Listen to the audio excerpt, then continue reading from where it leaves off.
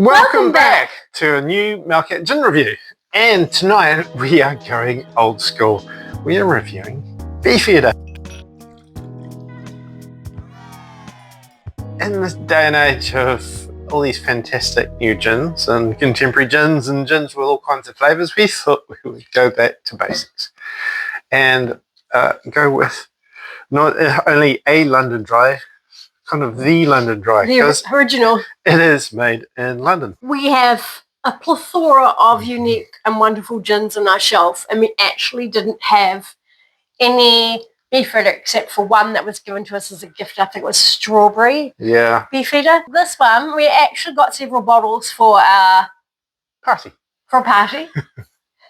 No, for our wedding. Our friend Martin, our bartender friend, he was helping us out with a whole lot of pre-mixed cocktails.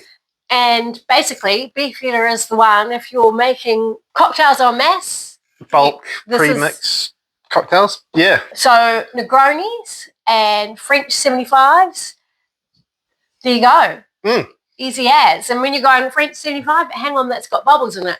Well, you can actually just make all the other ingredients up in a bottle and then add your bubbles when you're ready to pour.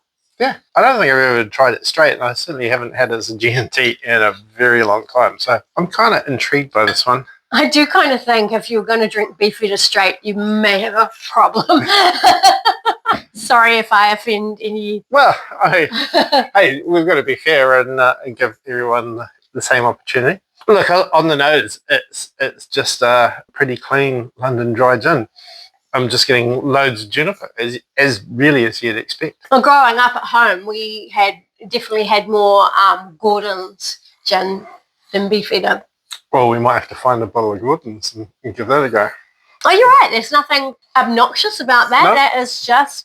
That's just gin and very clean, normal gin. Yeah. The only thing I would say is what I find with a lot of modern London Dry style gins is that they've got quite a sharp flavour profile, whereas that's kind of soft and smooth. It's like you get the hit of flavour and then it just kind of dials right back. Yeah, sits in the back. So it doesn't linger on in any way. Maybe that's what's sort of more of a swilling gin.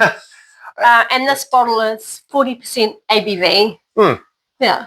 Well, give it a go as a G&T. We said we do it, and tonight's the night. A little bit more. No, maybe a little bit more.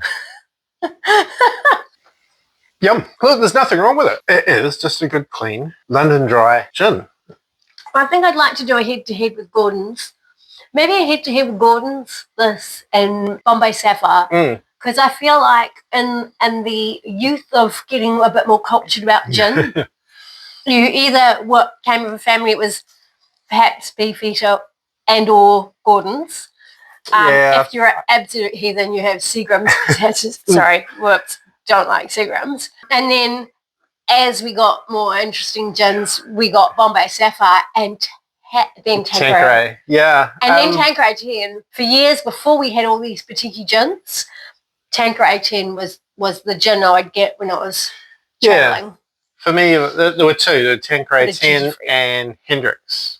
Oh, Hendrix. Yeah. Oh, yeah. But Hendrix was also, to me, more recent than Tanqueray. Yeah, certainly for me, we were a Gordon's household growing up. So that was my first experience of gin. I remember discovering Bombay Sapphire and feeling so sophisticated. And then, a friend introduced me to Tanqueray 10 and Hendrix, and my mind exploded. Yeah. So, and whoever that friend was, I think I know, Chris, all this is your fault. Look, it does what it says on the label. It's a clean London Dry, great as a G&T, great as a base for cocktails because, I've said it before, you don't want to impart too much extra flavour into your cocktails unless you're experimenting and trying to change them around. So there's certainly nothing wrong with it. So if you've been following us along, please do like and subscribe. And in the comments, tell us, what was your gin of your youth growing up? Yeah, what was the thing that helped you to discover gin? And you had more than one. What's your preferred? And if you've got gins you'd like us to try that we haven't, chuck those in the comments too. Otherwise, gin is the winners.